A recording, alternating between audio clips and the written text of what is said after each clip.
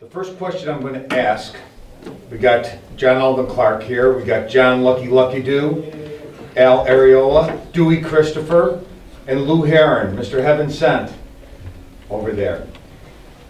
Gentlemen, everybody asks about missions, everybody asks about the planes, the bombs, but what people don't ask about is how do you deal with the fear? Everybody has to deal with it in their own way, but there's fear on the ground, there's fear in the air. How did you deal with it? And of course, within training, knowing that you were going overseas and going in harm's way, and then the reality of going in harm's way.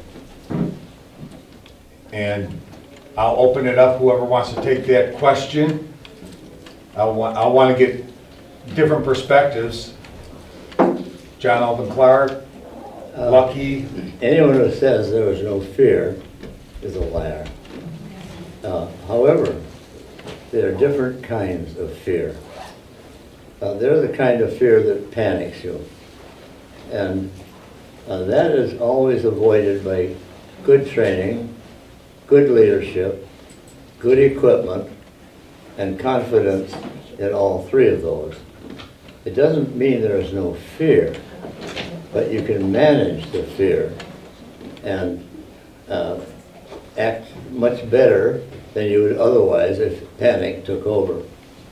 The military prepares you more or less for preparing for disaster and understanding fear. You can't dismiss it. That makes it worse. But we had excellent training, for one thing. American pilots, when I went over, and probably about the same as Lucky, and some of them had been there ahead of me, went into combat with 300 to 400 hours of experience up against German pilots in the end of the first 2 years of the war, who some had 10 hours and maybe even less, some taken out of flight schools. So we were aware of that, of course, and that helped to understand the situation you're in. And finally, I just add this. The infantryman said that there are no atheists in foxholes. I can think the same is true of flight crews. Or in cockpits. Or in cockpits. Right. Flight crews. Yeah. Crews. Lucky, especially October 8th, for you. Well, first, let me apologize. I've talked so blame much that my voice has practically left me. But on the subject of fear, I have to respond in this fashion. We had no choice but to confront it. And I would classify it more as terror than I would fear, because we were suddenly thrust in a position of not knowing whether we would ever get back or not. And that reality is so horrifying to a 20-year-old looking death in the face that you prayed a lot. And as John said, there were no atheists in the cockpits or on the flight crews as well as in the foxholes. How we dealt with it naturally was an individual thing. But I can only tell you from a personal standpoint that it's something that you can't convey, you can't describe, you can't avoid. And so we lived with it. I have to take exception to John's war when he arrived in the group. You were better trained. We were not. We went to the war, we went into combat untrained. 40 of my classmates went to the 100th Bomb Group directly out of flying school. We departed the shores of the United States with scarcely 50 hours of a B-17. So we were not trained. I'm sorry. And as a consequence, we learned on the job and in doing. And so we did not have adequate instrument training. I had no gunnery training, although as a co-pilot, when my crew led the group, I was made to go back and fly the tail gun position. Now, how smart is that? Never firing a .50 caliber in my life, and supposed to protect the tail end of the airplane, as well as direct the fire for the entire formation. I did that once and refused to do it again. How would you like to try it 33 times? I didn't even like to count it once. Al, you were in the ball turret. Yes. You're sitting by yourself down there. There's nobody hanging around you. You're just hanging there in thin air. What was the question again now? How did you deal with it? You're a ball turret gunner. You're going in every. They're locking you in. You're rotating down, and you're stuck in there. You don't even have your parachute in there. Right. So tell me how you're dealing with it. Patriotic fear. Patriotic fear. Really? That's it. Really? That's all you got for me. But I like the line, patriotic fear. Yeah. Was it patriotic fear for the overall of the battle, or was it because your crew and the feeling that you didn't want to let the crew down with what you were doing? I don't want to let anybody down. I Much want to less stay yourself. up. Dewey Christopher, Yes. you're on the ground. You're there from front to back. How does the ground crews deal with it? Because you're in danger on the ground. You I guys are really dealing with. had no reason to have fear. But the only one I could think of was I feared that the crews that left my hard stand in the morning wouldn't return that evening. That would be the only fear I could think of. Were you waiting for them at the hard stand when they came back? I sure was. He feared for us. Yeah. That had to be, I mean, over the course of 2.5 years, that had to be a little bit of a burden sitting on you. Well, I can tell when they left, stand out on my hard stand and watch the group go into formation. The sky was full of airplanes. How they kept from having more mid-air collisions than they had, I don't know. But, the only thing that I never thought was fair was the pilot and his crew taking off, full load of fuel, bombs, ammunition, all their equipment, going into formation and being recalled for some reason or other and not getting credit for a mission. Just getting the airplane off the ground safely should have been credit for a mission. That's the way I felt about it. Forgot about Lou over there, Mr. Tail. He's over there. So tell us how you dealt with it. You're sitting in the back. You can see right around. The only thing you can't see are those wings. Well, I would look back and see all of the flak in the air, and I realized if we made it through that, we can make it through anything.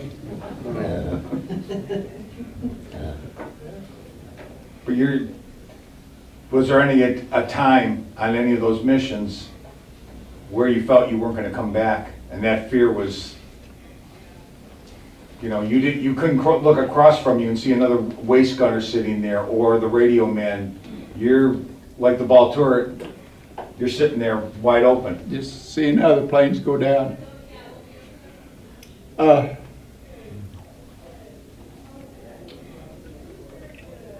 It was, you asked a question about,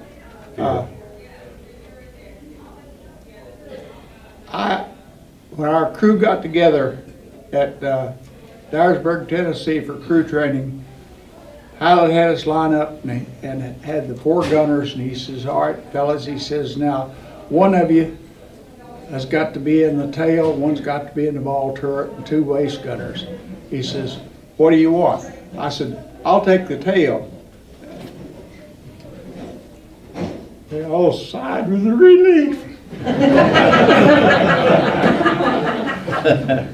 But I volunteered for it, and I wouldn't take anything for my experience flying back there. You're speaking of fear, I guess being 19 years old, you were young, you didn't feel fear. It just seemed to be your duty to go. The time I guess that I worried the most was, everybody knows that on September the 11th was when the 350th Squadron got wiped out. There were 5 crews in my barracks. The other 4 flew that day. We didn't, because I'd flown the 8th, 9th, and 10th of September, and they gave us a day of rest. That night we went to bed. We had 20 empty beds in our barracks. Nobody came back from my barracks, except just we were in there by ourselves. At 2 o'clock in the morning, I heard the door open, and the orderly says, get up, you gotta go, there's nobody else left. That made you think about it a lot, because here people that you'd lived with day in and day out were there one day, and the next day they were gone. But we had to go back the day after, so I flew the 12th, 13th, and 14th because we were short-handed to cruise in the 350th. But my airplane was named Heaven Sent. I guess that was appropriate. Yeah. Somebody was looking out for us. Some of you may not be aware, but recently Lou Heron was honored by the French government with the Legion of Honor medal for attacks against the Reich and against German lines, and helping with the freeing the French from the tyranny of the Nazis. So he was recently awarded that.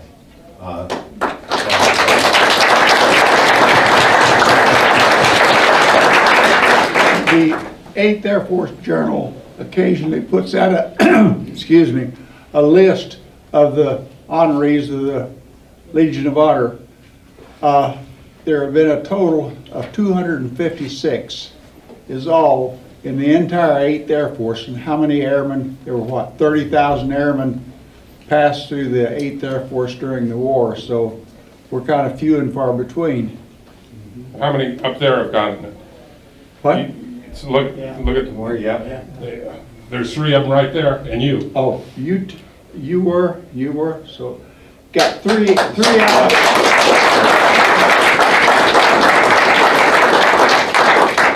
Sorry, gentlemen, I didn't bring it up. It was just recently.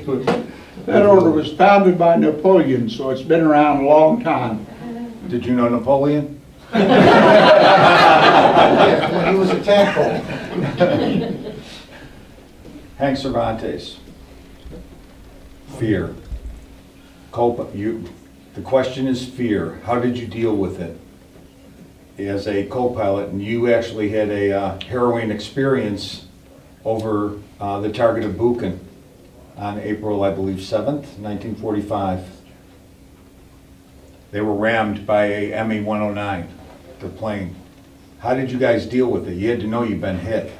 there had to be something going through you guys, and, you know, having flown the missions, there was no easy missions. Obviously, Lucky came in early in doing it, but I don't care when an airman was there, you had to face different, maybe trained a lot better, but everybody had to face fighters and flak, and especially that day. How'd you deal with it?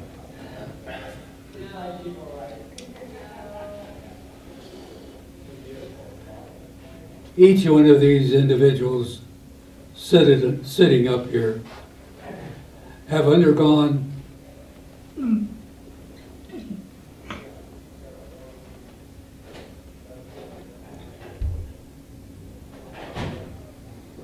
things that most of us never suffer. And it's hard for anyone to put into words completely, or to the point where each one of you can understand the depth of feeling that goes through them when they speak about their experiences. It's a life-changing experience when you go to combat. How did that affect you? How did you deal with it in the air and on the ground? Not sure I can answer that.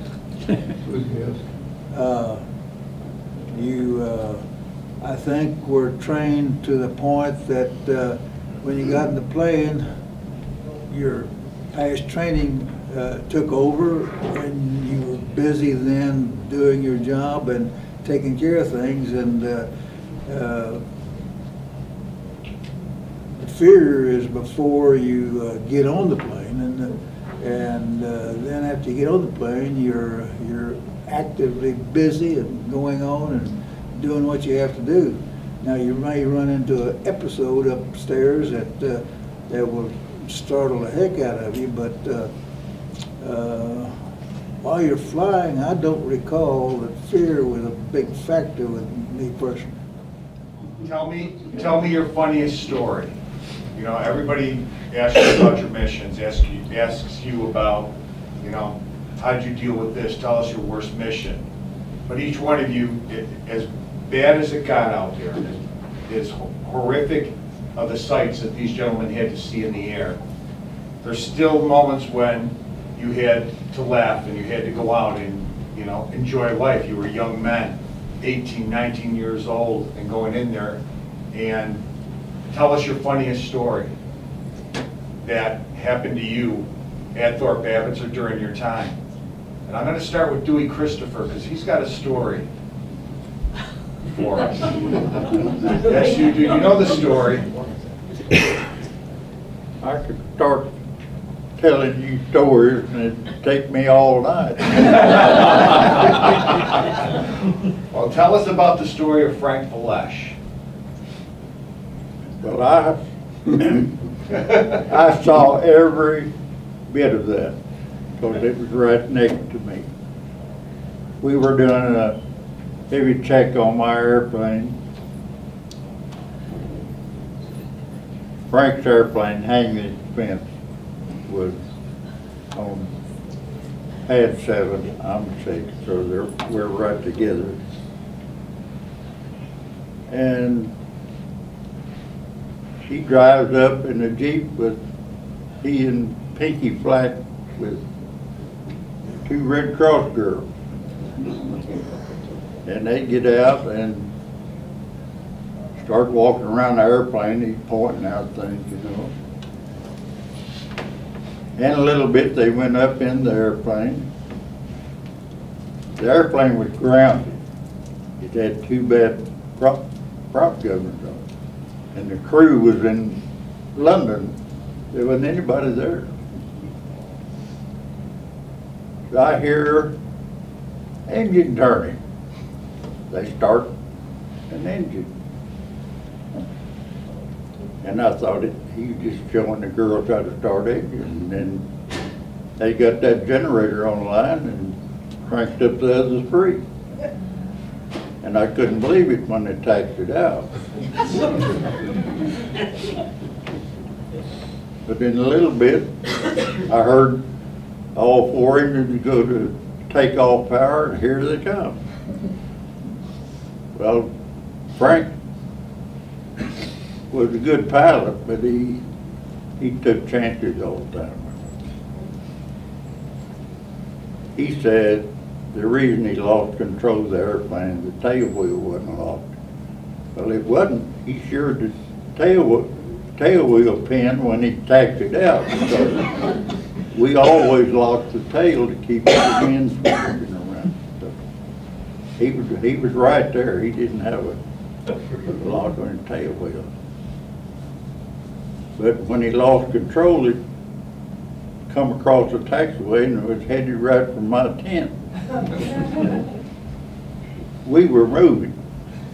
And that big oak tree in the corner in the left wing caught the oak tree and turned it around. Airplane turned around and went right in to Farmer Draper's barn. Killed his prize bull.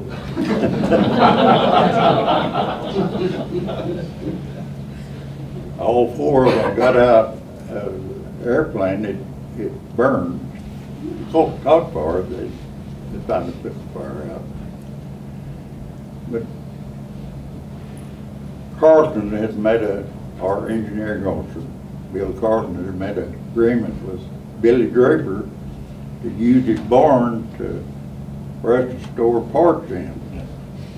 We were only allowed one starter, one generator, whatever. And when they salvaged the airplane, we'd take parts off of it and put it in his barn. Well, we lost our supplies.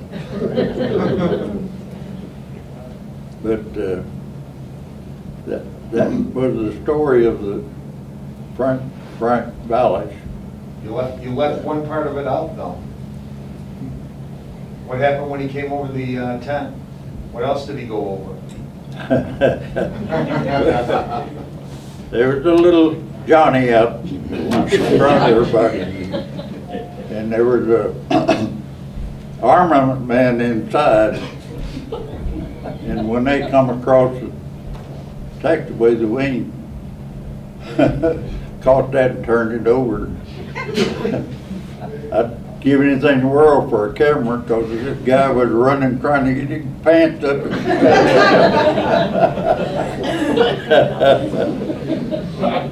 Hey, didn't Frank name his aircraft Hang the Expense? I think he got up to number 4. I think he went through 5 airplanes. But the first thing a pilot does, a good pilot, is check the logbook. The logbook was in the engineering shack. Didn't he have a logbook? So he violated all kinds of. I think he wasn't checking out the logbook that Oh, I know what he was checking out. Lucky, any stories? Me? Well, the funniest one that I know is about your father, Uh-oh. This is Cowboy gonna be good. Roan. Cowboy Roan was one of our more famous pilots. And on the Regensburg shuttle mission, where the 100th Bomb Group bombed Regensburg and then instead of returning to England, flew on to North Africa, where those that were left refueled and rearmed, and a few days later conducted another bombing run on the way home. But while in North Africa, Cowboy Roan's crew, for some strange reason, acquired a pygmy donkey. And they fitted this animal with an oxygen mask so that they could take it up to altitude and on the airplane, and brought it back to the base. It was customary when you returned from a mission, if you had wounded aboard, you fired a red flare. And this alerted the meat wagon and the ambulance crews and the fire crews to meet the airplane. So Cowboy flew over the field and fired a flare. And the tower called him and said, "You have wounded aboard?" And his reply was, "Yes, we've got a frozen ass."